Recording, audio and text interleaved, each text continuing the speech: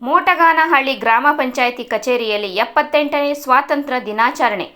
ಹೌದು ವೀಕ್ಷಕರೇ, ರಾಮನಗರ ಜಿಲ್ಲೆ ಮಾಗಡಿ ತಾಲೂಕು ಸೋಲೂರು ಹೋಬಳಿ ಮೋಟಗಾನಹಳ್ಳಿ ಗ್ರಾಮ ಪಂಚಾಯಿತಿಯಲ್ಲಿ ಸಂಭ್ರಮದಿಂದ 78ನೇ ವರ್ಷದ ಸ್ವಾತಂತ್ರ್ಯ ದಿನಾಚರಣೆಯನ್ನು ಅದ್ದೂರಿಯಾಗಿ ಆಚರಿಸಲಾಯಿತು.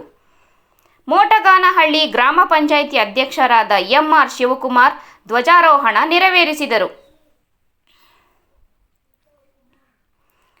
ಅಧ್ಯಕ್ಷರಾದ ಎಂ.ಆರ್. ಶಿವಕುಮಾರ್ ಮಾತನಾಡಿ, ಭಾರತ ದೇಶ ವಿವಿಧ ರಂಗಗಳಲ್ಲಿ ಸಾಕಷ್ಟು ಪ್ರಗತಿ ಸಾಧಿಸಿದ್ದು, ಈಗ ದೇಶವನ್ನು ಬಲಿಷ್ಠವಾಗಿ ಕಟ್ಟುವ ಜವಾಬ್ದಾರಿ ವಿದ್ಯಾರ್ಥಿಗಳು ಮತ್ತು ಯುವ ಜನರದ್ದಾಗಿದೆ.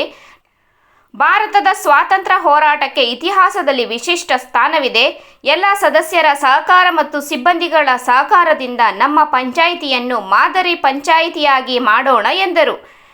ಗ್ರಾಮ ಪಂಚಾಯಿತಿ ಅಭಿವೃದ್ಧಿ ಅಧಿಕಾರಿ ಉಮೇಶ್ ನಾಯಕ್, ಉಪಾಧ್ಯಕ್ಷರಾದ ವಂದನಾ ಮಹೇಶ್, ಎಲ್ಲ ಗ್ರಾಮ ಪಂಚಾಯಿತಿ ಸದಸ್ಯರು ಮತ್ತು ಪಂಚಾಯಿತಿ ಸಿಬ್ಬಂದಿಗಳು ಉಪಸ್ಥಿತರಿದ್ದರು.